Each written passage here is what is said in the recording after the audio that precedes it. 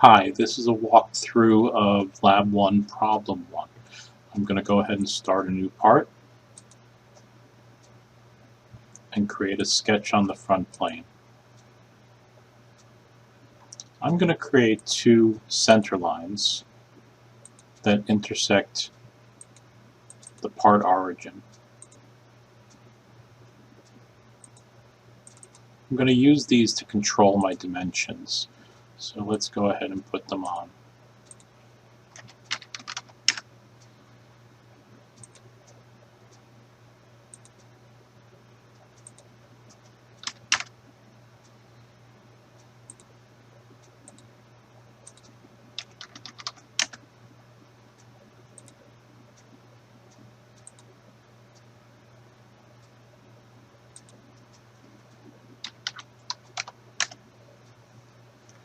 I'm going to put circles on now.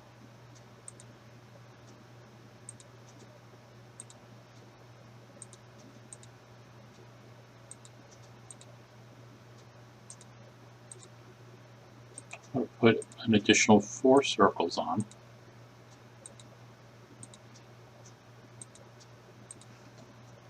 I'm going to hit escape. And now I'm going to use the control key to select all the inner circles.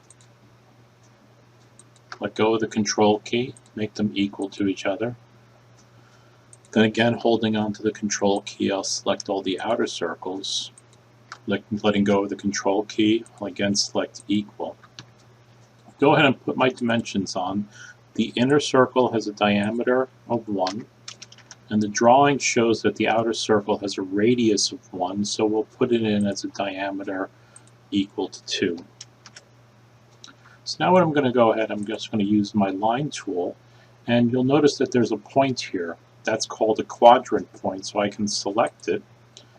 I can go over, and you notice I don't necessarily get a witness line from those circled below, so I'm just going to click anywhere, and I'm going to come down and find that quadrant point.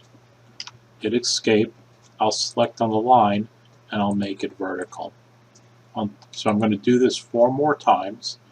Again, selecting the quadrant, dropping a point, finding the next quadrant, selecting on the line, making it vertical. So here we go. Coming down. And notice I get the correct height here due to this witness line. So I'll just select, come over to the quadrant, and in that case, it already has a horizontal constraint. And one more time.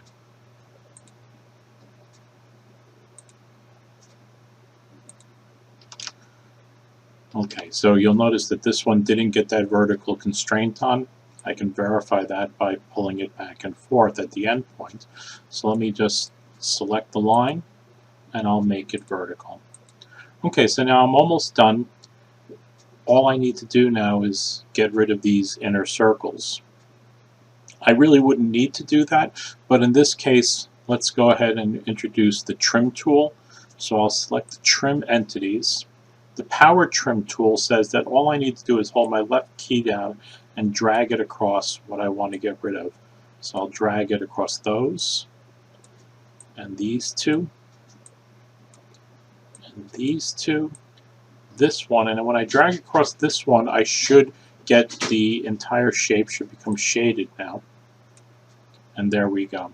So this recreates the problem 1 for lab 1. Now some of you might wonder what I can do. I'm going to hit escape to get out of the power trim tool. If I could show this as a radius. Well, 2 different ways of doing it. One, I can just right click on this and go to display options, and I can display it as a radius. That would be one way of doing it. Or the other option would be, once I'm done, I could go ahead and delete it and come back with my Smart Dimension tool and dimension it, and it will now recognize it as a radius. So those are 2 ways of doing that.